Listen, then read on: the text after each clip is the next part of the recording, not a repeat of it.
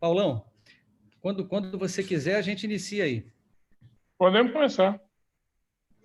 Podemos, né? Então, deixa eu projetar aqui.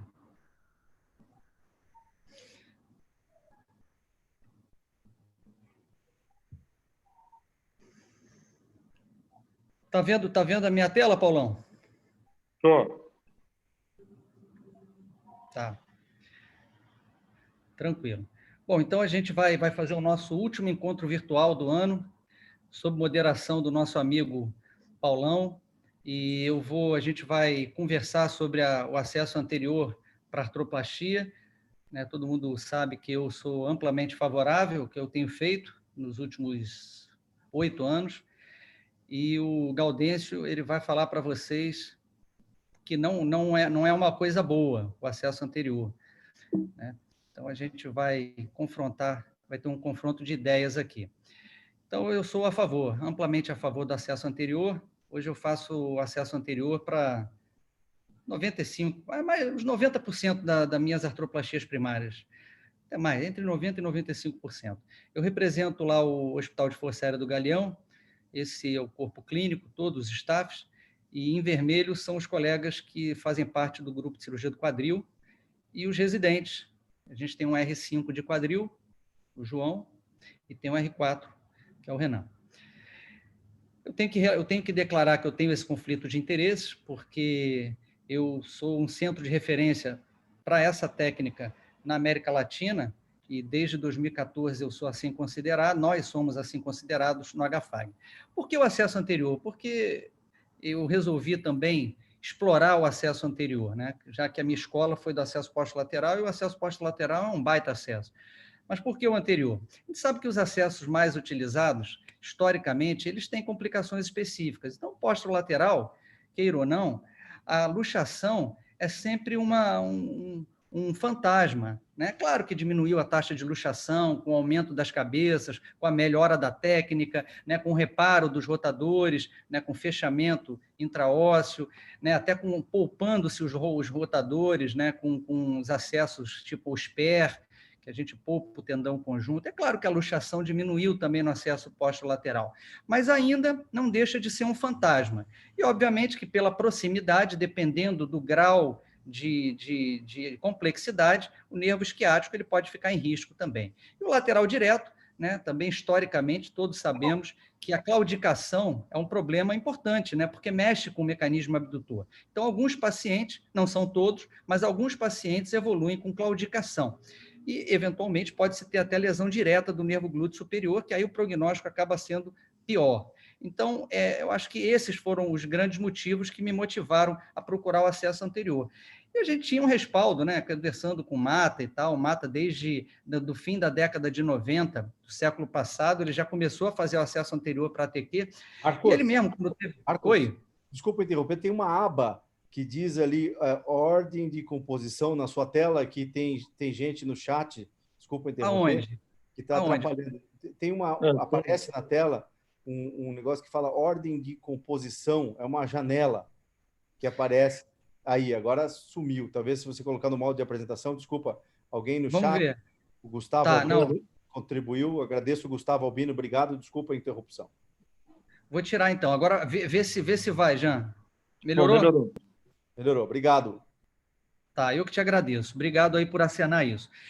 E aí o Mata, ele teve aqui no nosso CBQ e ele falou, né, para todo mundo, comunicação pessoal, ó, o melhor acesso para a ATQ é o acesso anterior direto. E ele realiza em 95% das primárias dele. Ele disse isso.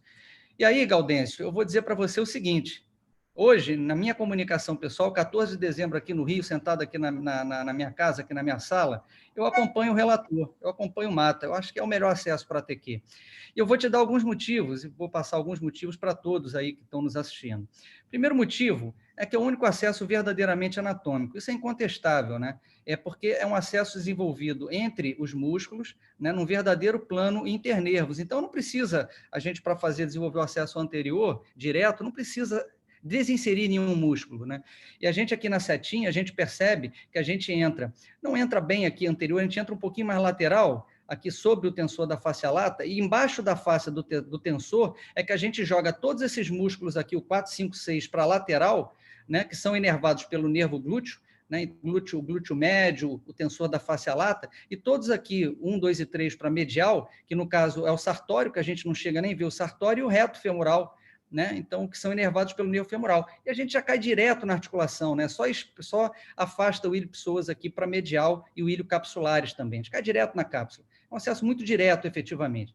E a literatura tem mostrado isso para a gente. Esse é um slide que me foi cedido desde quando comecei a fazer o acesso anterior por um colega lá de Winterthur, na Suíça, que eu tive oportunidade de visitar pelo menos umas 4 vezes, o Kalberer, e ele trabalhou também com Cláudio Dora, lá de Zurique, e eles mostraram, ele me cedeu, porque isso é um slide que já tem quase uma década, e eles fizeram esse trabalho, conduziram esse trabalho com ressonância magnética 1 ano depois do acesso lateral e comparando com o acesso anterior. Vocês percebam que é nítido isso, né?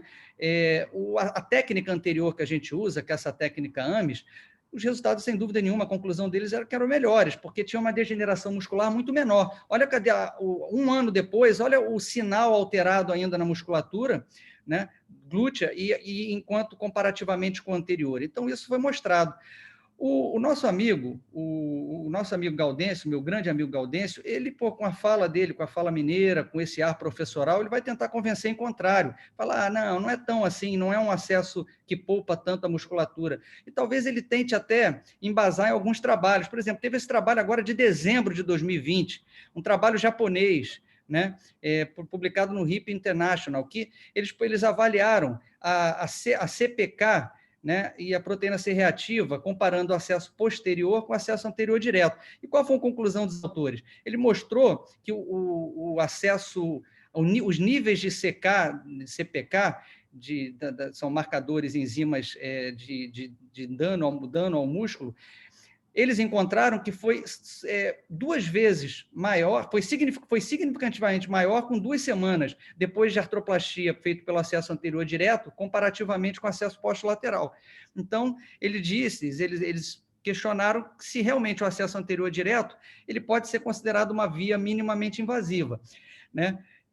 Bom, mas aí tem que se avaliar vários aspectos, né? Que técnica esse grupo lá do Japão eles fazem? Eles não fazem a técnica com um dispositivo de tração. Então, esse é o problema do acesso anterior, né? Hoje em dia, na literatura, a gente compara muito a maçã com laranja.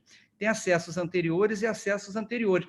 E aí, para derrubar essa argumentação do meu amigo Gaudêncio, eu já vou um artigo da mesma linha, só que num periódico um pouco mais forte, no JBJS americano. Foi publicado um pouquinho antes, em 2011, de um grupo lá de Washington, que eles compararam o acesso anterior direto minimamente invasivo versus posterolateral, baseado na inflamação e nos marcadores de dano muscular. Mais ou menos a mesma coisa que o grupo japonês fez agora.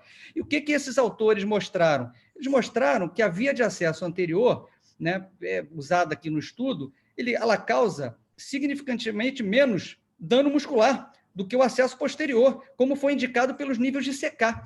Então, é aquela coisa que todos nós já sabemos. Na literatura, hoje, se encontra tudo, né? Então, não se deixe enganar também com alguns argumentos do nosso amigo professor e com a fala mansa mineira, né? Ele pode mostrar alguma coisa, então a gente vai tentar embasar sempre na literatura de melhor qualidade e tentando analisar os trabalhos mais criticamente, entendendo como foi a técnica, como foi a condução do estudo. O segundo motivo, então, resumo, o primeiro motivo é isso, é menos dano muscular. Então, a literatura, acho que corrobora isso na sua grande maioria. O segundo motivo é a segurança. Então, paciente de qualquer tipo, a gente tem feito, e com 16 horas, o paciente senta sem nenhuma órtese, sem nenhuma almofada, senta a 90 graus, o outro paciente com... Então, a gente percebe isso, né? Por quê? Porque a gente tem uma segurança de que essa estabilidade é maior com o acesso anterior. Então, tem trabalhos mostrando isso, é um trabalho um pouco mais antigo, mostrando que a taxa de luxação no acesso anterior foi até relativamente alta, mas se operou com cabeça 22 e 26 também, né, a antiga prótese de Exeter.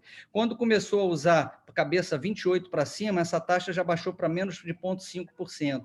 Né? Então, a conclusão dos autores é que o acesso anterior minimiza a taxa de luxação depois da artroplastia total primária, né? Então, com cabeças 28, que é uma cabeça hoje a gente considera até pequena, a gente tenta, nas nossas primárias, sempre botar a cabeça 32 ou 36.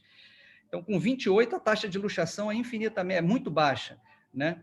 E existem também outros estudos, então esse é um estudo conduzido pelo nosso amigo lá, Lombardi, lá do grupo deles, 258 artroplastias, acesso anterior direto, ele mostrou essas complicações, 4 fraturas periprotéticas, isso é uma coisa que merece uma consideração e um cuidado especial no acesso anterior, de fato, né, algumas considerações especiais sobre isso, né? Essa taxa de neurite, mesmo transitória, isso é totalmente, na minha opinião, falacioso, porque essa neurite do fêmur cutâneo lateral é muito maior. É claro que, volto a dizer, é uma neurite transitória, é uma neurite que não tem grandes problemas. Mas, assim, o importante é que eles não relataram nenhuma luxação. E a nossa experiência no HFAG, com 562 artroplastias anteriores, a gente teve uma luxação por queda de escada. O paciente caiu, né, da escada da casa dela, e aí luxou anterior, e a gente reduziu o fechado, não teve fratura periprotética, felizmente, a gente reduziu o fechado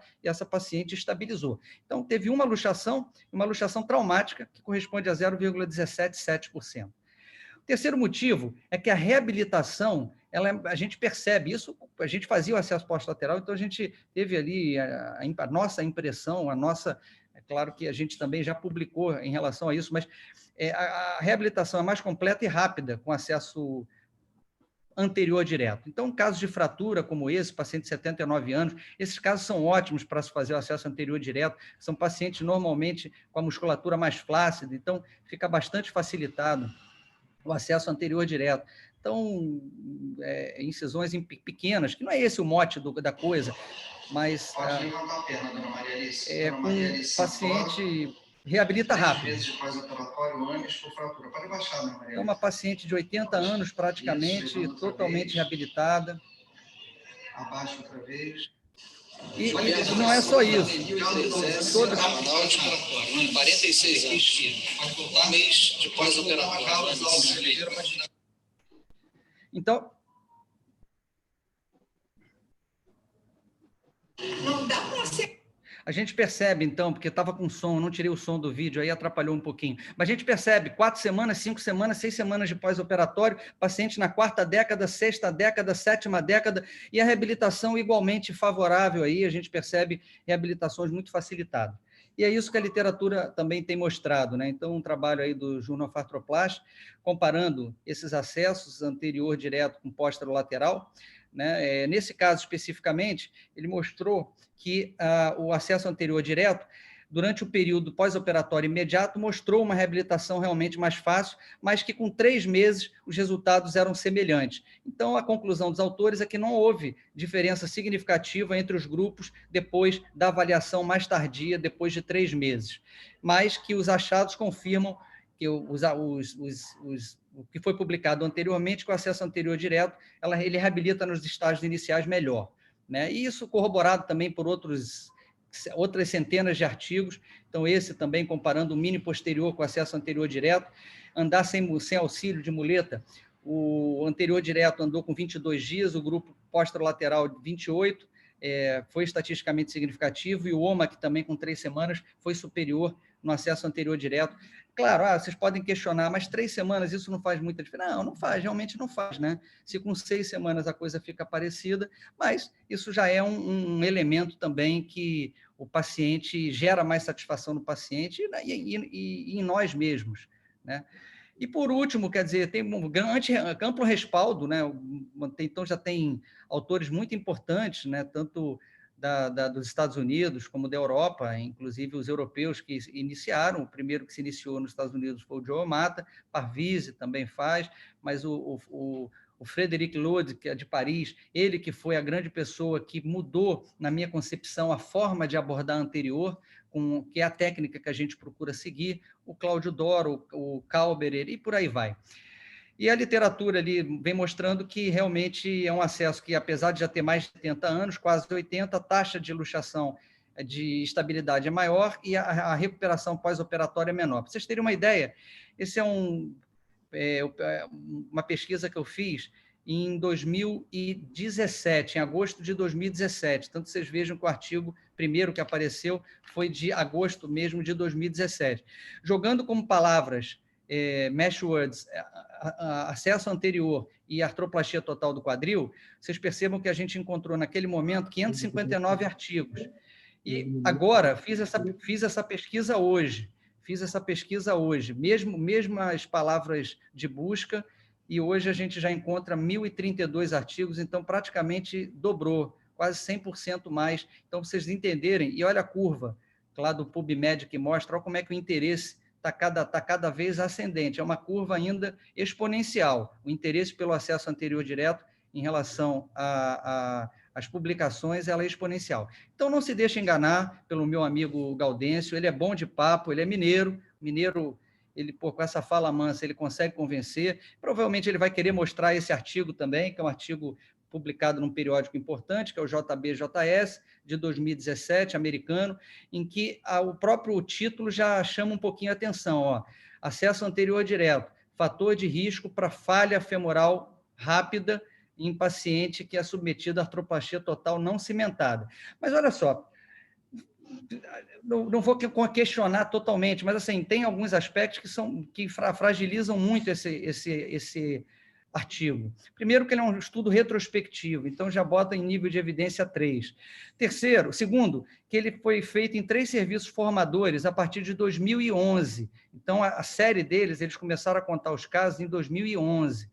Né? Então, foi usado lá a Indiana University, foi usado o Rothman Institute, que representou o acesso anterior, mas que eles têm experiência bem breve em relação a isso, né? Em Indiana, provavelmente, eles já fazem o acesso posterolateral há 50 anos, e no Ortho Carolina Hip Knee Center, em North Carolina. Então, comparar também experiências diferentes é um pouco enviesado, na minha opinião. Então, o Thomas Jefferson University iniciou quando acesso anterior direto? Isso não foi falado no artigo, na discussão, não foi discutido isso. Qual o nível de experiência dos cirurgiões? Isso não foi discutido também. Qual foi a técnica do acesso anterior direto? Foi com um dispositivo de posicionador de membro inferior, mesa ou sem mesa?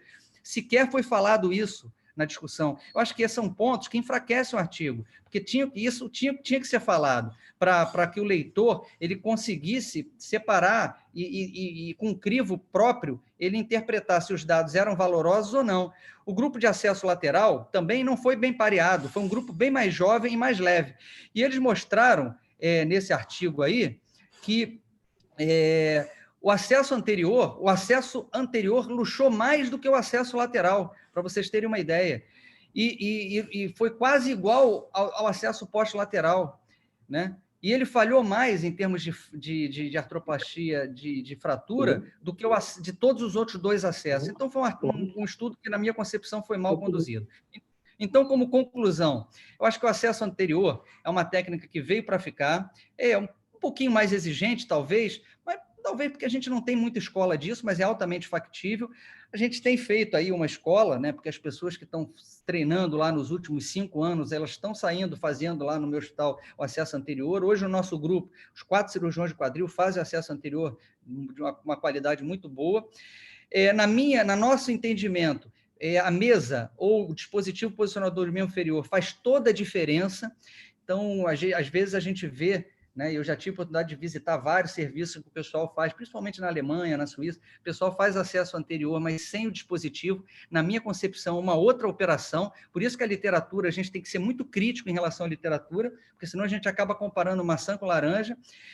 Os instrumentais, realmente precisa de instrumental específico, instrumental com offset, hoje isso já é muito bem desenvolvido. A estabilidade, inequivocamente, para a gente, é uma estabilidade maior, e a reabilitação ela é muito mais fácil, as escalas de dor elas são muito menores do que o acesso pós-lateral. O Gaudêncio, ele é uma pessoa que eu conheço, que eu respeito muito, e eu sei que ele é uma pessoa também que está sempre olhando para o futuro, ele é um cara visionário, ele é um cara que está sempre interessado nas coisas, nas inovações e nas boas técnicas que vão surgindo. E eu não tenho dúvida que o Gaudêncio está olhando já há bastante tempo aí para o acesso anterior, talvez até como forma de mudar a sua abordagem diária aí na artroplastia total do quadril. Muito obrigado.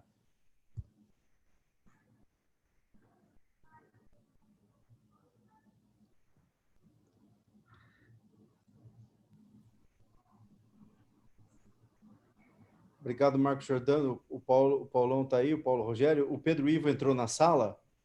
O Paulo Rogério está aí. Paulão acho que congelou a imagem dele, travou. O Pedro Ivo está na sala? Pedro Ivo? Estou aqui. Podíamos deixar o André Gaudêncio dar a aula e depois a gente entra nas considerações, pode ser?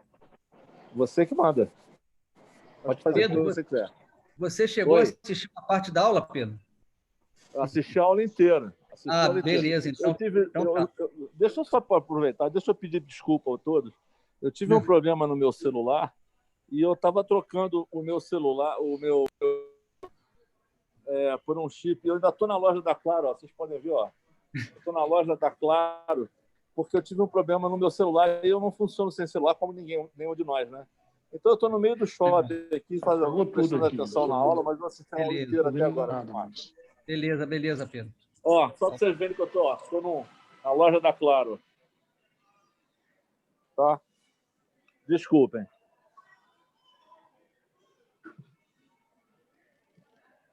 Pedro, obrigado. Eu acho que a gente pode continuar com o André Gaudêncio e depois as considerações Vai, suas. André. Paulo Rogério também, que começou muito graciosamente, concordou em ajudar a gente enquanto você estava com essa dificuldade. André, obrigado. por favor.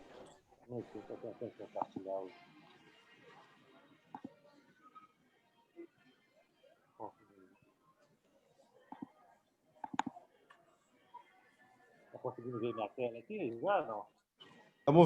Estamos vendo sim. Então vamos lá. Primeiramente, né, agradecer, né, ao Giancarlo, a SBQ, né, a Ricardo Horta pelo convite, né? E é com muita satisfação, né, de estar aqui de novo com o Dr. Marcos Giordano, né, a quem realmente eu admiro muito, né, e sei da imensa experiência dele ao acesso anterior, né, e também acredito que o acesso anterior veio para ficar, né, mas, na minha opinião, por que eu não faço o acesso anterior, né? Então, primeiramente, a gente sabe que o acesso anterior, né, como vem ganhando muita popularidade, está sendo usado em muitos serviços de ortopedia, né, no tratamento não só da ATQ, né, mas do impacto femoroacetabular aberto, né, e por se tratar realmente de uma técnica que vem sendo difundida, né, atualmente, observamos uma tendência, né, em demonstrar são apenas as suas vantagens, tá? Como diminuição do tempo cirúrgico, menos trauma, abordagem feita em intervalo muscular e posição supina. Mas a gente sabe que nem tudo são flores, né? Eu acho que a pessoa que já está entrando nessa nova abordagem, nesse novo procedimento, ele tem que ter a visão que realmente tudo necessita, às vezes, de uma curva de aprendizagem e vai se esbarrar com N complicações, né? Esse seria o primeiro ponto meu de crítica. Quais são essas complicações, né? Vou tentar enumerar elas aqui, as principais, né?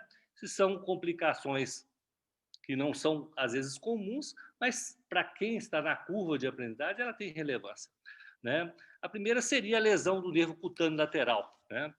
Ele está num intervalo entre o sartório, né, e o tensor da face lata, né, e as suas ramificações correm um pouco mais abaixo da incisão, né? Então, os ramos distais desse nervo podem ser lesados se o cirurgião inadvertidamente estender esse acesso, né? Outro fator é a lesão da vascularização, né? O ramo ascendente da artéria circunflexa lateral deve ser identificado, né, e bem cauterizado, né, porque se sabe que ele forma uma grande anastomose na região, né?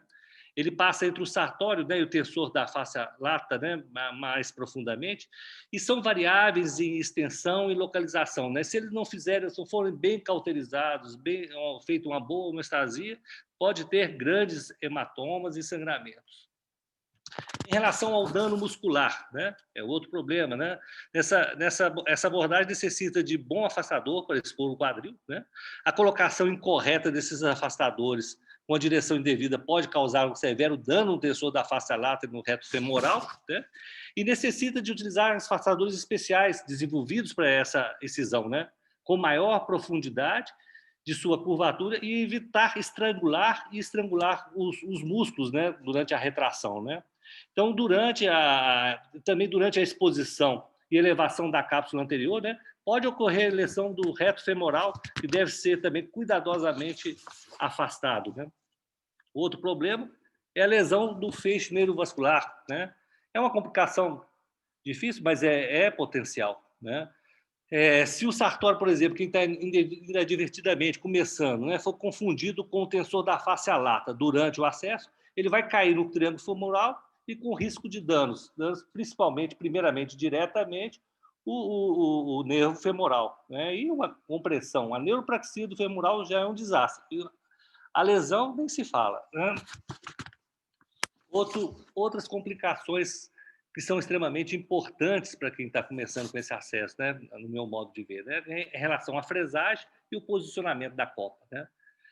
O posicionamento da copa é um desafio, né, para quem está começando, né, quase todas as abordagens de artroplastia, e em alguns casos há uma limitada visão da parede anterior, né, dificultando a fresagem, né?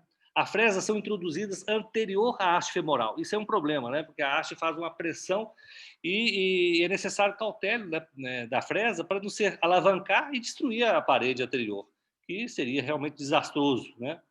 Deve-se ter maior atenção para que não ocorra uma excessiva antiversão e há uma tendência em colocar a prótese mais verticalizada, né? Em relação ao posicionamento da haste e a perfuração do canal, né? Devido à natureza desse acesso, né, é difícil, às vezes, obter aquela linha reta, né, para o acesso do canal femoral, né? Então, esse straight shot, né, do canal não é usualmente possível, né? E há um risco de colocar a prótese em varo ou em uma posição incorreta, né? Tem trabalhos que mostram, né, de Kano, de 2,2% e de Sariali de 1,6% de fraturas, né? Em relação ao desenho do implante, deve ser favorável para diminuir, né, o risco de fratura, e o risco de perfurar o canal femoral é maior, né? Sariali relata 7 falsos trajetos, apesar do seu número pequeno, mas ocorre, né, em 1.374 procedimentos, né? E lembrar que a espinha ilíaca antero-superior, ela pode direcionar a broca manualmente, então ela acaba dificultando, né, o acesso, né? Mata relata 4 fraturas do cálcar, né, e 3 do grande trocante durante a preparação do fêmur, né? Como foi muito bem falado, né, pelo Marcos, né, que há 2 variações na técnica, né? Uma usando a mesa de tração com intensificador de imagem e a técnica, né, que ele mesmo usa, né, sem o intensificador, né, com membro livre, né? Quando se utiliza a mesa de tração, é um outro fator problemático, né? Se o paciente for osteoporótico, né, pode ter fratura até do tornozelo, né? Mata relata 3 fraturas do tornozelo com o uso da mesa ortopédica, né? E o uso da tração excessiva tem risco potencial de neuropraxia do nervo pudendo, né? Em relação às outras complicações pós-operatórias, são similares às dos outros acessos, né? A mais precoce são as luxações ou hematoma. A luxação normalmente está correlacionada ao má posicionamento. Realmente é o grande boom do acesso anterior, mas existe, né? Há uma taxa de 0,93% em média nos trabalhos relatados, né? O hematoma está relacionado à hemostasia, né?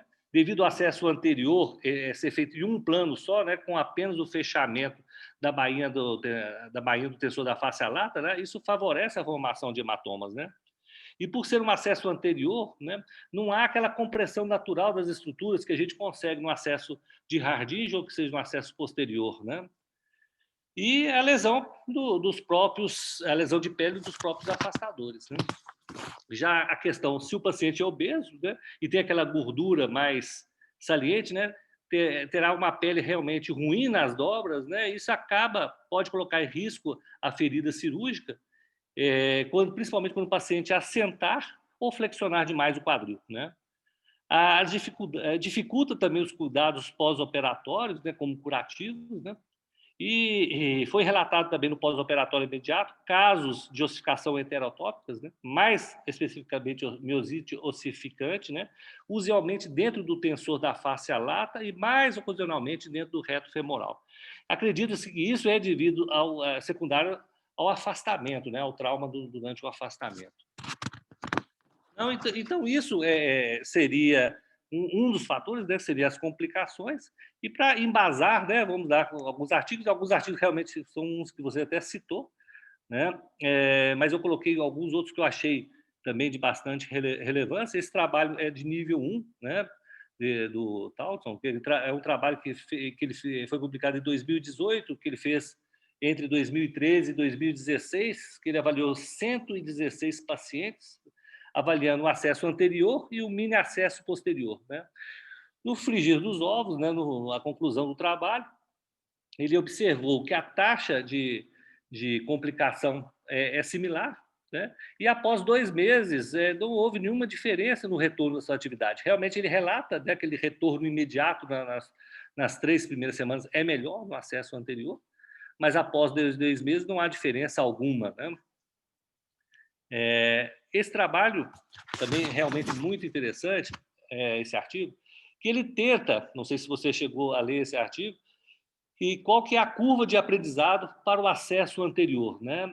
Então tentou avaliar a taxa de revisão do cirurgião, né, se usar o acesso anterior durante a curva de aprendizado. Qual seria o número de casos requeridos para a curva de aprendizado? Então ele pegou 68 cirurgiões, quase 6.000 artroplastias, com específico implante, durante 4 anos, e observou, né, no final do trabalho. É lógico que o trabalho tem algumas falhas, algumas dificuldades, principalmente por causa do grau de treinamento de cada cirurgião, a variação de cada serviço, mas ele tirou uma média interessante, né, que ele observou que é necessário que a taxa de revisão só cai após 50 artroplastias, né, realizadas, que fica em torno de 3%. Somente acima de 100 artroplastias que a taxa de complicações diminui para 2%. Pois bem, aí a gente para e pensa, né? O cirurgião deve estar consciente da inicial alta taxa de revisão, e qual acesso ele vai decidir, o que realmente vai ser melhor para o paciente dele. Se a gente tem às vezes um know-how, uma experiência com um determinado acesso, será que realmente vale a pena essa nova jornada? Né? É uma coisa a se questionar, né? Esse outro trabalho foi uma sistemática revisão. Ele pegou mais de 6.000 artigos e foi filtrando, acabou chegando em 47 artigos de nível bom, né? E ele chegou à conclusão que há pouca evidência na melhora do emprego do acesso anterior em relação à cinemática, né, e ao segmento a longo prazo, né? O que há é uma grande curva de aprendizado com similar taxa de complicação, né? Tempo de permanência e os resultados. Esse outro estudo, apesar de ser retrospectivo, né, um estudo forte de quase 3.700 pacientes, né, ele chegou à conclusão que a artroplastia total de quadril, pelo acesso posterior, tem taxa de complicação menor que a anterior, com igual taxa de luxação, sendo que a fratura periprotética e a infecção da ferida operatória as principais complicações do acesso anterior. E esse último artigo, que eu achei interessante também, né, que foi uma pesquisa entre os cirurgiões do Hip Society, né, se há um consenso em relação ao acesso anterior. Né? Esse artigo foi publicado esse ano, 2020. Né? E observa que há uma falta de concreta evidência da superioridade do acesso anterior. Né? Isso na opinião deles, né? Lógico. Há uma maior taxa de complicação, na opinião dos cirurgiões, e para os cirurgiões da Hip Society, o acesso anterior não apresenta evidências suficientes para garantir o seu uso. Então, é o que eu concluo, né? Principalmente para nós, às vezes, como eu tenho 20 anos que eu faço artroplastia total de quadril. No início, eu fiz muito o acesso de Hardinge por muitos anos. E por que eu mudei para o posterior? Porque o Hardinge, ele dava marcha de Trendelenburg, né? Sempre deixava algo a desejar. Na mudança, né, na curva de aprendizagem para o acesso posterior, eu tive meus casos realmente de luxação e instabilidade. Até ganhar... Hoje, na minha experiência pessoal, o acesso posterior é excelente. Então, o que me levaria a fazer o acesso anterior? Eu acho que é um acesso que veio para ficar, né, realmente, mas, assim, para nós que temos um know-how, uma experiência com acesso, por exemplo, posterior, não tem ainda algo que nos seduza para essa troca, né? Pelos artigos, pela história, que não há ainda uma evidência concreta dessa superioridade. Mas é um acesso que realmente eu acho que veio para ficar, né? É isso aí que eu queria argumentar, né?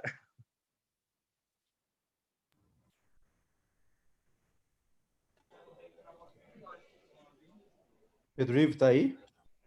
Estou aqui, estou aqui. A hora que você quiser falar, Pedro, posso te ajudar também. O Paulo Rogério deve estar na sala. Não sei se ele A minha imagem está aparecendo? Está aparecendo sim, Paulo. Pedro, pode falar. Tá. Eu estou aqui, eu também estou aqui. Podemos trabalhar junto. Bom, o que vocês querem que eu fale agora? Ei, Paulão, desculpa aí, eu entrei. Pode falar. Bom, então, eu queria começar me desculpando. Realmente, eu tive um problema. Eu cheguei na Clara que eram 15 para as 6. Achei que era a meia hora, eu resolvia, mas estou aqui até agora para resolver o problema. Agora estou aqui pegando o Wi-Fi da Claro. Então, eu queria começar meu comentário. Primeiro, aprecio muito o trabalho do Gaudêncio, aprecio muito o trabalho do Marquinhos, mas eu acho que cada um de nós, como o Paulão, cada um tem a sua opinião, a sua preferência. E a minha preferência, obviamente, é o acesso posterior. Isso é meu, né? E por quê? Na minha opinião, tá? Não é artigo, minha opinião pessoal. O acesso anterior sangra mais, demora mais para ser feito e tem mais fratura de fêmur. Isso aí é inquestionável, porque na literatura, usando as próprias palavras do Marquinhos, as fraturas de fêmur acontecem. A gente consegue muito mais artigos que convençam você daquilo que você quer falar, né? Então, se eu quiser falar a favor do acesso anterior, eu vou ter 500 mil artigos. Se eu quiser falar sobre o posterior, eu vou ter mais 500 mil artigos. Na minha impressão pessoal, eu acho que é isso que acontece. Fratura mais o fêmur, sangra mais e demora mais. Isso aí, para mim, já tirou toda a minha vontade de fazer o acesso anterior. Outra coisa que eu queria comentar em relação a artigo é o seguinte: eu vejo muito artigo, a gente procura ver os artigos na internet ou nas revistas, e há uma coisa que eu não consigo ver, e isso é cultural, é que aqui no Brasil nós demoramos muito mais para operar um paciente do que nos Estados Unidos ou na Europa. O paciente americano chega isso eu sei porque eu trabalhei lá, o paciente já chega pedindo para fazer a cirurgia, e você olha a radiografia, o cara não tem quase nada. É um quadril quase que normal, com muito pouco desgaste. Mas ele já quer operar, e o médico também indica a cirurgia. Nós aqui, tanto o nosso paciente quanto nós, médicos, o paciente tenta protelar ao máximo a cirurgia, e nós aceitamos isso. Não está certo nem está errado, é cultural. E o que acontece é que, em muitos casos, mas muitos casos mesmo, quando a gente vai operar, a deformidade do quadril é tão grande, né? Tão grande, que me causa um pouco até de arrepio, tá? É você tentar retirar ou luxar uma cabeça dessa pelo acesso anterior, mesmo usando a mesa de tração, né? O fato de você usar a mesa de tração, que é um acesso a mais, é um device a mais, né, com relação à cirurgia, já mostra que ela precisa de coisas especiais, porque ela é mais difícil de ser feita. E se você tem uma artrose muito avançada, com muito desgaste, mais difícil ainda, mais sangramento, mais tempo cirúrgico e mais possibilidade de fratura. Então, botando aqui a minha modesta opinião, eu gostaria até do Paulão também,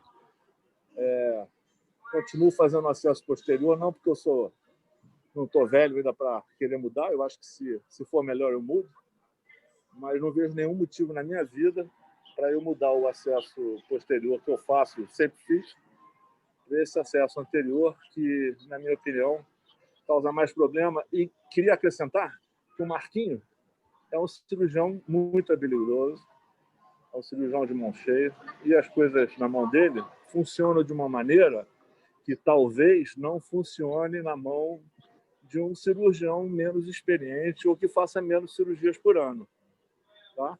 isso é uma advertência. O que o Marcos consegue fazer com a habilidade que ele tem, muita gente talvez não consiga. Talvez nem eu, né? Então, eu acho que, apesar das as duas apresentações terem sido muito boas, eu tendo a concordar muito mais com o Gaudêncio, e eu acho que o Gaudêncio também não precisa nem citar tanto trabalho assim, basta ele citar a experiência de 20 anos que ele falou, a minha experiência é de 44, mas... E muita gente boa no Brasil que fazia o acesso de Harding passou também a fazer o acesso posterior, né? Em relação a nervo, se nervo o nervo daqui, se leva o nervo dali, o acesso posterior também tem mais chance de lesar o ciático, né? O acesso posterior dizem, mas hoje em dia não é verdade, ele é mais instável que o acesso anterior. Eu acho que hoje eles estão, se você for na literatura e fizer um trabalho, fizer um estudo comparativo, você vai ver que os dois acessos têm a mesma incidência de luxação, tá? Principalmente você com as novas técnicas, os novos afastadores, com as cabeças. Eu acho que a cabeça 36, não, que a cabeça... Não, se a prótese estiver bem colocada, eu acho que ela não luxa, tá? E se você fecha a cápsula, se você preserva os rotadores num plano só junto com a cápsula articular e consegue rebater e trazer isso de volta para a posição original, você diminui bastante a incidência da luxação. Então, na minha opinião, continuo com acesso posterior. Admiro muito o Marcos, porque ele faz um trabalho muito bem feito com o acesso anterior, que ele tem muita experiência, mas eu continuo com acesso posterior.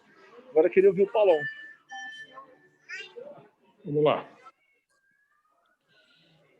Eu, na realidade, assim, eu acho que eu também tenho esse tempo aí seu de experiência, Pedro, que eu comecei a minha história aí no Rio de Janeiro, em Niterói, com o Antônio Pedro, aprendi com o Paulo César Schott, com o Márcio Malta, e eu passei por tudo. Passei por Smith Peterson, depois a gente passou por coisa lateral, fizemos um pouco de Chanley. E depois que eu vim para Santos, eu tive que me encontrar com as 3 escolas, e principalmente com o pessoal do HC, que sempre fez Hardinge, que o Negreiros começou a mudar depois, um tempo hoje para posterior.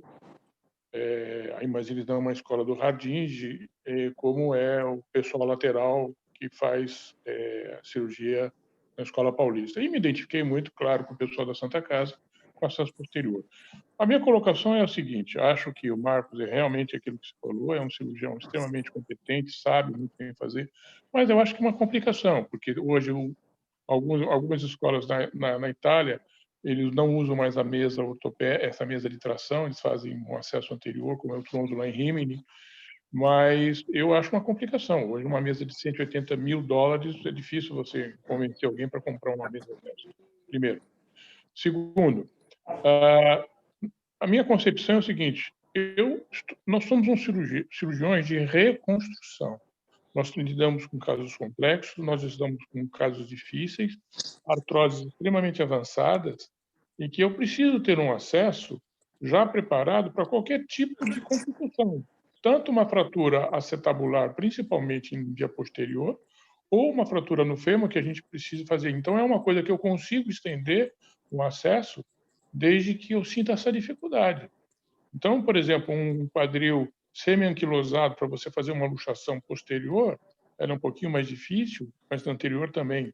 Então, o que eu acho? Eu acho que eu convenço o paciente que eu não estou preocupado com a parte estética da coisa. Por exemplo, hoje mesmo eu tirei os pontos de um paciente com 15 dias, foi um acesso posterior que eu fiz com ponto intradérmico, como disse o Galia, quer dizer, minimamente invasivo no sentido de lesar poucas estruturas. O paciente saiu feliz, um homem de 75 anos de idade, já andando de bengala, feliz da vida, e mais uns dias já vai estar dirigindo o carro.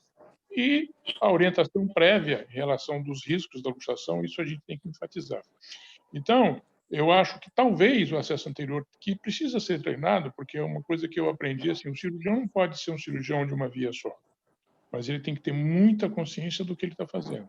Talvez, por exemplo, que nem o Marcos, eu pego uma paciente com uma fratura do colo de fêmur, uma paciente de 85 anos de idade, em que eu vá fazer talvez uma prótese bipolar para uma fratura, como coisa, fazer um acesso anterior, talvez fosse muito mais rápido. Mas, em compensação, dar este aprendizado, principalmente para os cirurgiões de trauma que ainda estão fazendo essas bipolares, é muito mais complexo, entendeu? Então, eu acho que você tem que... O acesso bom é aquilo que você está acostumado, aquilo que você está treinado. Entendeu? Então, eu defendo o posterior, eu acho que o posterior, e o próprio Giancarlo sabe disso, que a gente vem também de uma escola de Exeter, e aí os dados de Exeter e de Elizabeth são fantásticos. Quando eles falam de 500 mil próteses colocadas no mundo inteiro em 40 anos, com 93% de bons resultados e com baixíssimos índices de infecção, isso é inegável, entendeu? E é o que você falou, Pedro. A gente sempre vai puxar brasa para a nossa sardinha nos artigos. É isso que eu tinha que dar essa consideração. Obrigado, Paulo. Tem umas perguntas aqui no chat que eu gostaria de colocar para os senhores 4. Tem 2 perguntas. Uma é do Moria, Fábio Moria, lá de Belém.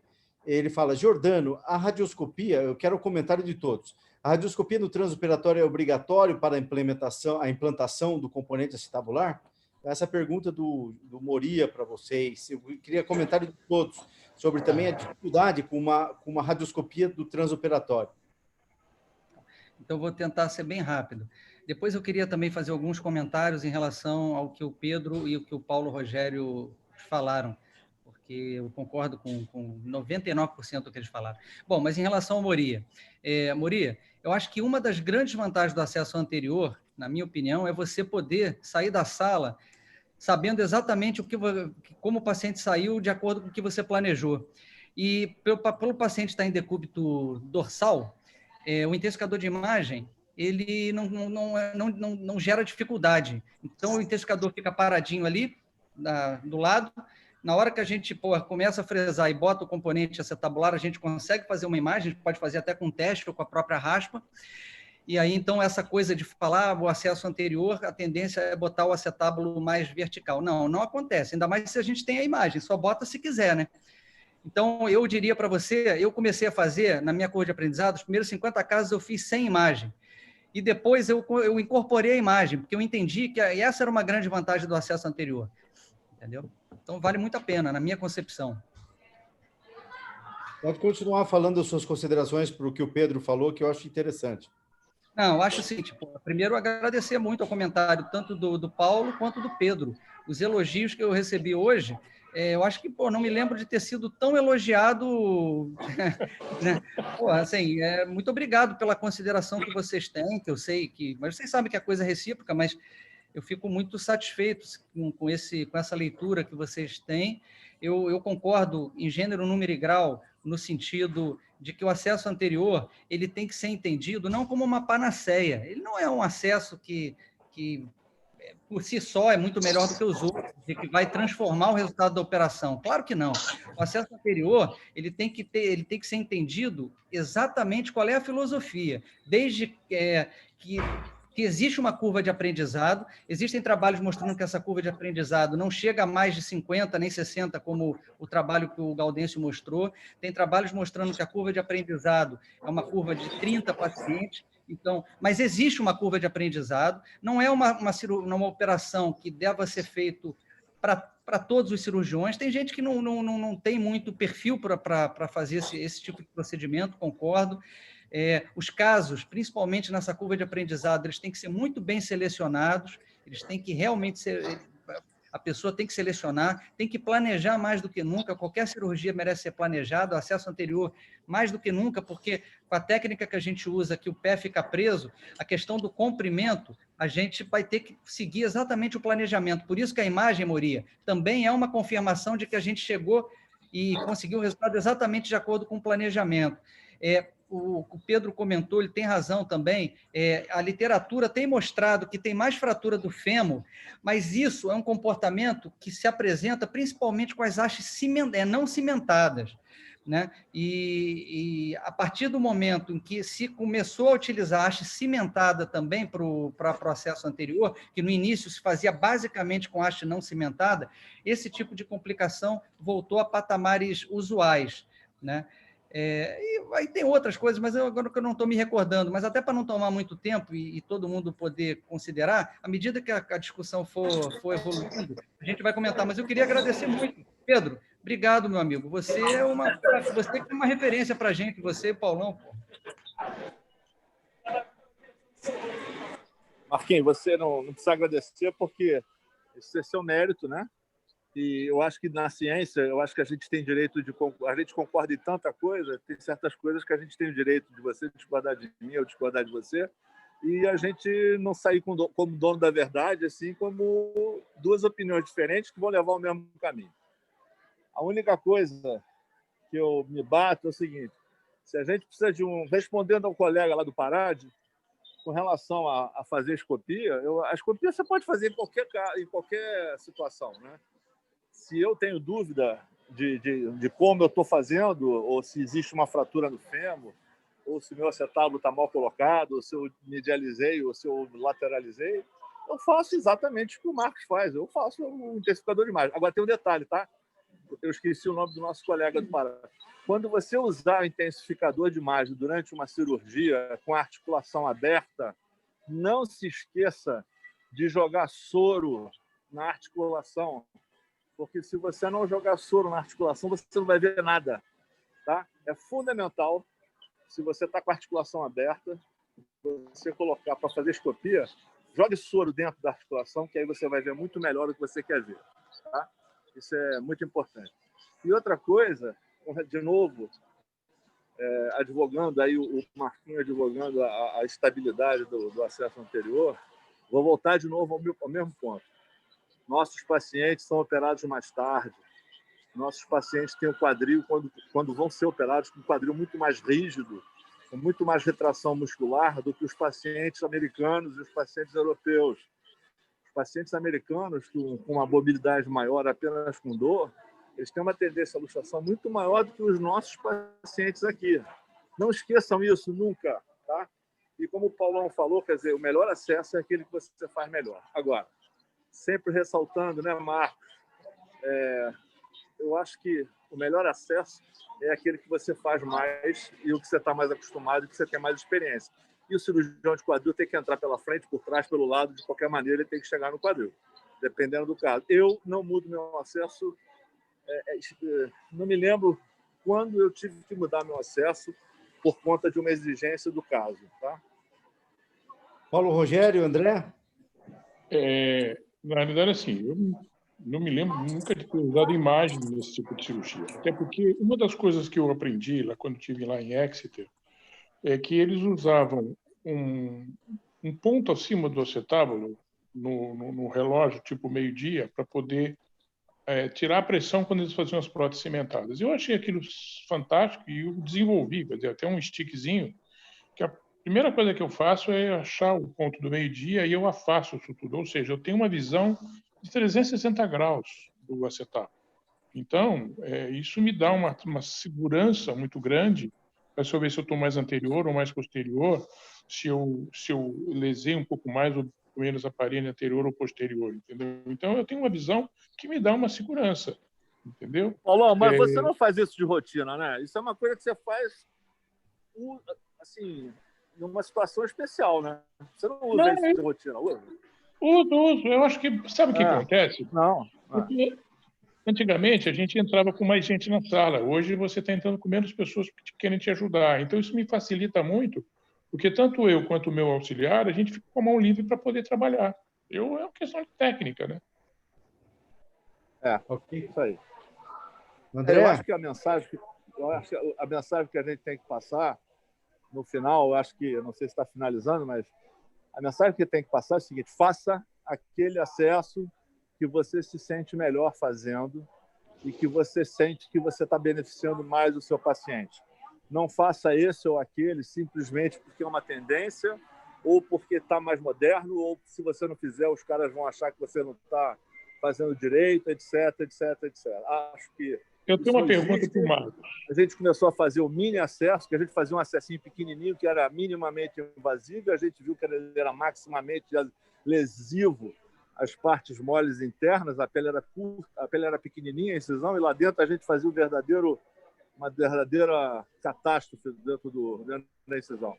Então, a gente abriu mais, aprendeu a ver mais, a enxergar melhor, como o Paulão falou, você tem que expor o acetábulo inteiro, o fêmur inteiro, e faça aquilo que você achar melhor. Não porque está na moda, ou porque é mais novo, ou porque é mais antigo.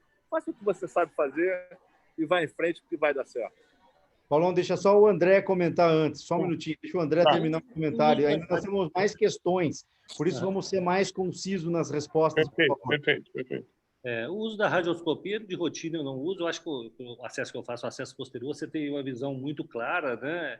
Somente realmente se você tiver dúvida de algum caso especial, você precisa realmente ver, ou a suspeita de fratura, você não conseguiu visualizar o fundo do acetábulo. Acho somente casos especiais. Então, se o cirurgião está começando e está inseguro, não está com certeza do posicionamento da prótese, né?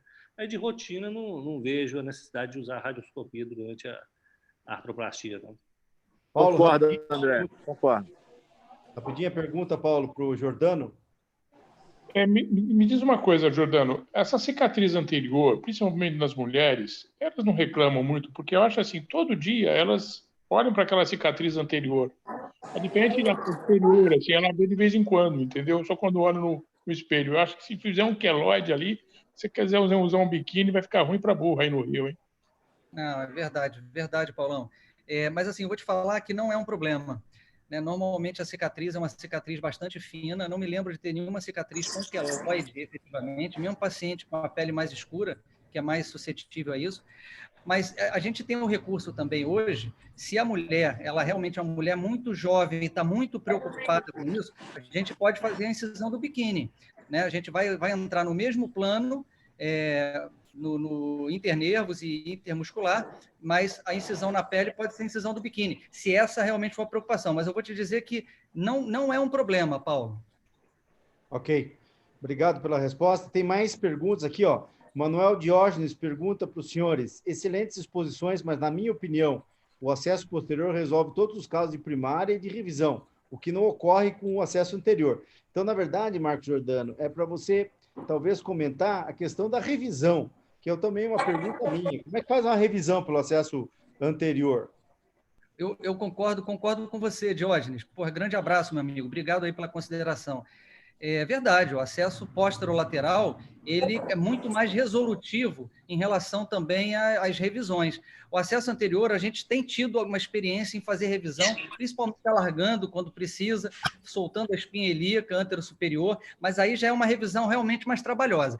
Eu vou te falar que eu ainda não questiono a superioridade do acesso posterolateral para revisão comparativamente ao acesso anterior. Se tiver algum defeito posterior, isso inviabiliza qualquer revisão ou qualquer abordagem anterior, porque você não vai ter como reconstruir posterior. Tá? Agora, não é possível fazer revisão anterior, mesmo com osteotomia, fazendo uma osteotomia do fêmur um pouco mais anterior, mas o posterolateral, concordo em gênero, número e grau. Para a revisão, o posterolateral, ele agrega muito mais vantagem do que o anterior. André, Paulo, Pedro Ivo, algum comentário sobre a pergunta do Dr. Manuel Diógenes? Por favor. Vamos fazer... Manuel Diógenes, meu grande amigo Diógenes. Né? Então, realmente, o acesso posterior é altamente resolutivo. Né? Você consegue... Se você tiver uma complicação após uma fratura periprotética, é muito fácil estender aquilo ali e resolver o problema num tempo cirúrgico só. Né? Eu não sei como é que no acesso anterior, se você tiver uma fratura femoral, como é que você faz, Marcos? A gente resolve também, Gaudêncio, a gente normalmente amplia um pouquinho o acesso distal. Antigamente a gente fazia uma baioneta, hoje a gente não faz nem isso, a gente continua com o acesso reto, ele fica maior, aí a cicatriz acaba sendo um pouco mais impactante, anterior na coxa, e a gente laça o fêmur normalmente sem maiores dificuldades. Mas com certeza, é mais trabalhoso do que o acesso pós-lateral.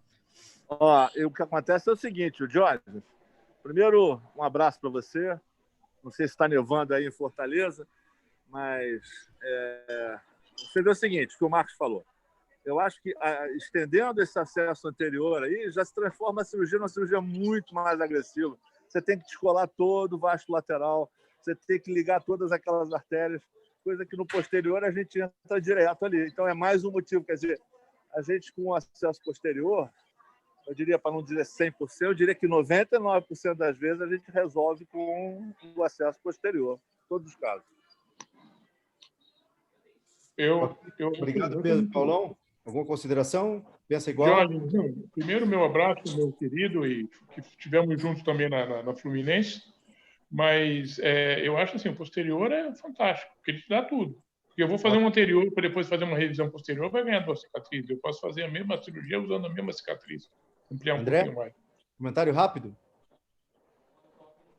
André? Não, é isso mesmo. Tem aqui também o Ricardo Horta, pergunta, faz uma composição aqui. Ele manda boa noite, parabéns pelas apresentações e comentários. Pergunta aos palestrantes. Paciente com coxartrose bilateral, bastante sintomática. Gostaria de ser submetido a prótese bilateral no mesmo dia. Qual acesso indico e por quê? Posto-lateral, lateral com paciente de decúbito dorsal, lateral com paciente de decúbito lateral ou anterior direto para prótese bilateral? Essa é uma pergunta interessante do Ricardo Horta. Começa com o Marco Giordano, por favor. Bom, eu não tenho dúvida. Eu vou falar para vocês como é a minha prática, Jean. Minha prática atualmente, eu não faço artroplastia bilateral simultânea. Eu não faço. É uma coisa que eu estou começando a pensar. Mas se eu começar a fazer uma artroplastia bilateral simultânea, selecionando muito paciente jovem, muito rígido e tal, eu iria fazer pelo acesso anterior, até pela vantagem do decúbito dorsal e pela facilidade que a gente teria ali para mudar de um lado para o outro. Eu faria anterior, se eu fizesse bilateral, concomitante, que eu não faço ainda. Ainda não fiz. Paulão, qual que é a sua resposta? Eu não faço. Eu acho que é um atropelamento. Eu prefiro ter uma perna com a prótese com 6 semanas já andando e recuperar para depois fazer a segunda, 3 meses, 4 meses depois. Eu não faço. André? Eu faço lateral. Também eu não sou a favor de fazer tudo num tempo só. Mas se eu fizesse, eu faria posterior sem problema nenhum. Mas eu acho que é desnecessário, né? Eu acho que pode se programar num segundo time. Pedro Ivo. Pedro, liga seu microfone, por favor, Pedro.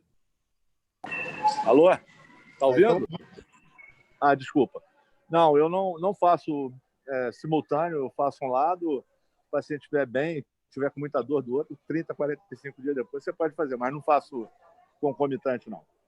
Nesse aspecto, eu gostaria de dar minha opinião. Eu faço simultâneo, posterior, nunca tive problema nenhum, graças a Deus. Não sei se eu estou tendo muita sorte, mas eu sou fã da simultânea. O paciente toma uma anestesia, uma recuperação, muito mais rápido. Então, eu particularmente sou favorável a fazer simultâneo, não vejo maior risco, e nas publicações também não agrega risco, a não ser um pouco mais de perda de sangue, um pouco mais de dor, mas se fosse em mim, eu preferia que fizesse de uma vez só, uma internação só. Alguém quer comentar sobre isso? Alguém quer fazer algum comentário sobre alguém quer começar a fazer bilateral? É uma coisa que está se pensando, Jean. Eu não faço, foi o que eu falei. É claro que com a evolução da técnica e com a melhor controle também da dor no pós-operatório, com uma analgesia preemptiva, eu estou começando a pensar nesse aspecto em casos super selecionados. Se o paciente já começa a ter uma idade um pouco mais alta, já tem um pouquinho de comorbidade, eu não pensaria, até porque tudo que o Pedro, o Paulão, o Gaudêncio já falaram. Eu não vejo tanta necessidade disso, né? Assim, a gente não tem que se adaptar também em todas as circunstâncias ao paciente, tem que ver se a gente agrega benefício ou não. É isso. Paulo, André, Pedro, Ivo, as últimas considerações. Se alguém tiver mais alguma pergunta, que coloque no chat agora. Eu vejo que o Henrique Gurgel também está na sala. Se ele quiser comentar, ele tem alguma experiência com via anterior. Gurgel, se quiser se apresentar, eu gostaria da sua opinião sobre a via anterior. Pedro Ivo, André, alguma consideração? Eu só acho que, por exemplo, é interessante o Marcos fazer isso, que é uma inovação e alguém precisa ter experiência. Em relação àquilo que você falou, Giancarlo, eu acho isso. Quer dizer, como eu faço posterolateral, quer dizer, virar o paciente de um lado, posicionador, depois você vira para o outro lado, posicionador, tem que trocar tudo, tem que fazer tudo. Eu acho que aumenta muito o tempo até de contaminação e o do paciente que vai ficar deitado em cima do lado que foi operado. Por isso que eu não faço, eu não me convenci ainda, só isso. Acho que aumenta o tempo cirúrgico, Paulo. Contaminação não, porque você faz como se fosse 2 cirurgias separadas. Sim. Entre uma e outra, aumenta o tempo de anestesia. Entre uma e outra, você faz como se fosse 2 cirurgias separadas, inclusive com limpeza da sala. Então, aumenta o tempo anestésico, isso sim. Em torno de 5 horas eu levo para fazer 2 próteses. André, Pedro Ivo, e o Gurgel está aqui na sala. Agora eu vi o Gurgel com a gente. Quem quiser comentar, depois o Gurgel, por favor. Se o André quiser fazer alguma consideração, Pedro Ivo. Bom, boa noite, pessoal. Agradeço aqui pela oportunidade. Eu, na verdade, Jean, eu vou concordar, eu acho que, como o Giordano falou, 99% com ele. Eu concordo com tudo que ele falou aí. Giordano, acho que a gente tem uma cabeça muito parecida. Eu acho que a via anterior, ela agrega, sim, umas boas vantagens, que nem você colocou, você operar em decúbito dorsal, eu acho que você agrega nessa situação, o anestesista gosta, para você ver comprimento, eu opero sem mesa, eu acho muito bom, e eu acho que as tecnologias, elas caminham para você entender melhor a posição da prótese com o paciente em decúbito dorsal. Acho que isso é uma vantagem para o futuro. Você falou da escopia, mas tem a robótica, muitas coisas caminham nesse sentido. Então, eu acho que é uma via que eu sim, estou apostando, estamos na curva. Eu acho que a gente ainda sofre por causa disso, mas eu acho que essa curva, no futuro, eu acho que ela vai ter uns benefícios muito bons mesmo. Mas, sem dúvida, eu acho que ainda hoje, para mim, a minha via preferida é via lateral, que eu ia falar alguma coisa de via lateral que eu vi que ninguém falou, né? Está todo mundo na posterior. Então, para eu fazer um contraponto aqui, né, a todos que gostam de via lateral, eu acho que essas vias clássicas, lateral e posterior, elas ainda são, sem dúvida nenhuma, para mim, as melhores vias. Eu acho que a via anterior ela está crescendo, a gente vai descobrir qual vai ser o real lugar dela, mas ainda hoje, um paciente, por exemplo, em mim, eu ainda faço a via lateral, ainda acho que ela é superior à lateral e à posterior, porque para mim é o mais importante a gente dar uma boa prótese para o nosso doente, sem dúvida nenhuma. Mas eu acho que a via anterior ela é promissora. Esse é meu ponto. Concordo tudo com o Obrigado, Gurgel, obrigado. Manuel Diógenes, comenta aqui, se quiser aparecer na câmera, Manuel Diógenes, por favor. Eu faço bilateral simultâneo em casos muito selecionados, por exemplo, espondilite anquilosante, coluna em bambu e intubação fácil. Por favor, Manuel, suas últimas considerações, se quiser fazer alguma consideração. Boa noite a todos, um grande abraço a todos, meus amigos Pedro Ivo, Paulão, Marcos, todo mundo aí saudável, todos.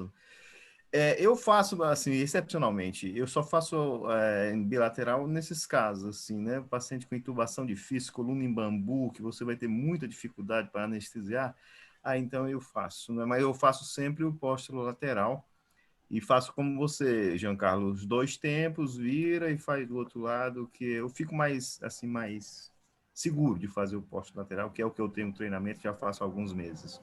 Pedro Ivo, aqui não está nevando ainda não, mas o serviço de meteorologia já prevê aqui que daqui para amanhã vai sair um... As renas do Papai Noel já estão passando aí no céu de Fortaleza. Eu gostaria de fazer as últimas considerações, agradecer demais por esse ano, que foi um ano excepcional, né? Como ruim, no sentido de excepcionalmente ruim para todos nós. E a gente conseguiu, talvez, com as iniciativas da SBQ e a ajuda de todos, principalmente os nossos ex-presidentes, que sempre contribuíram muito, Pedro Ivo, aí, ó, mesmo com dificuldades técnicas, contribuindo com a nossa sociedade, o André, o Manuel Diógenes, o Gurgel, Paulão, que sempre talvez o Paulão vai ganhar o certificado do indivíduo mais assíduo que nós temos na SBQ. Então, para nós é muita honra saber que tem muita gente que preza a SBQ e a SBQ os preza. O André Wever também, que está aí, e agora está na comissão de TI, o vice-presidente da comissão, recém-criada comissão de TI da SBQ, e o Marco Giordano, que um guerreiro na elaboração dos programas científicos, foi o idealizador dos encontros virtuais, ele que deu o nome Encontros Virtuais com Amigos Verdadeiros, e é agora que a gente vê quantos verdadeiros somos amigos. Então, é isso que nos emociona, e terminar um ano, essa última apresentação do ano, terminar um ano com tanta pujança na SBQ, mesmo com todas as dificuldades que nós enfrentamos. Então, eu agradeço demais. No ano que vem, nós vamos começar de novo, logo depois da primeira semana depois do Carnaval, porque o Brasil só começa a funcionar depois do Carnaval, então aqui é aquele compromisso. Na primeira semana depois do Carnaval, o nosso diretor científico, o Ricardo Horta, junto com o Giordano, vão fazer um programa que vai ter surpresas. Então, nós não vamos falar, que é para os senhores terem e esperarem as surpresas do ano que vem. As reuniões vão mudar um pouco, até para atrair mais gente. Então, eu não vou falar nada, não vou falar, eu ia falar, mas não vou. Surpresa para o ano que vem. Então, agradeço também o Luiz Henrique, que está aqui, sempre assíduo, Silvinho Maschi, e Desejo a todos, eu gostaria de passar a palavra para o Marco Giordano, que vai só dar uma dica do que vai ser o ano que vem, e desejo a todos um feliz ano novo e que a gente saia dessa encrenca do coronavírus para poder voltar a ter encontros presenciais, e a gente está trabalhando no Congresso Brasileiro para isso. Se vai dar, não sei, mas a gente está trabalhando para isso. Então, Marco... Giancarlo, antes do Marco, eu só queria, além de agradecer, pedir desculpa a vocês, mas eu cheguei na loja da Claro, como eu disse, 15:45, achando que meia hora eu resolvia o meu problema, eu estava sem chip, e 8 horas eu ainda estava aqui, eu acabei me envolvendo tanto com o problema que eu realmente passei batido em cima desse meu compromisso, mas desculpe, aí eu continuo aqui no shopping de máscara, mas pelo menos de alguma forma eu honrei com o meu compromisso e eu peço desculpa a todos. Só isso. Não só honrou, como foi muito bem. Agradeço muito, Pedro. Muito bom. Sempre sua presença é marcante. Você nos contribui muito com a SBQ. Sempre foi assim e não vai deixar de ser assim mesmo em condições adversas. Giordano, por favor. Jean, olha aqui, eu só vou me despedir, não vou falar nem 30 segundos, porque acho que você já falou tudo. A SBQ realmente mostrou maturidade, né? Eu não posso, até por fazer parte da tua gestão, não posso deixar de te parabenizar. Eu acho que você conseguiu conduzir as coisas de uma maneira brilhante, e tanto assim que você ouviu o depoimento do Paulão no início da nossa apresentação. Então, acho que você pode ficar tranquilo que o ano foram as metas atingidas, apesar de todas as dificuldades. Pedro, a tua presença, você é um cara que está sempre com a gente, e você não sabe o quão importante você está sempre dividindo esse teu conhecimento e participando aí conosco, assim como o Paulão, o Diógenes, o Luizão, o Silvinho, todo mundo, o Gaudêncio, enfim. É muito bom estar com todos. Então, você falou que é surpresa, Jean. Como é que você quer que eu adiante alguma coisa? O presidente falou que é surpresa, eu só resta... Não, deixa a surpresa. É isso aí. Vai ser surpresa, Jean. Deixa para o ano que vem. Você caía nessa. Surpresa é surpresa. Não, até hoje é surpresa. O regime é presidencialista, Jean. Porra, não posso falar. Muito bom. Muito obrigado a todos. Que todos tenham um ano de 2021 iluminado e que a gente consiga se livrar do coronavírus e consiga retomar as nossas atividades normalmente em breve. Muito obrigado a todos. Paz e bem a todos. Muito bom 2021 a todo mundo. Obrigado. Parabéns. Foi muito bom. Marquinho, continua aí. Ainda vou aprender com você esse acesso. Parabéns. Feliz 2021 aí.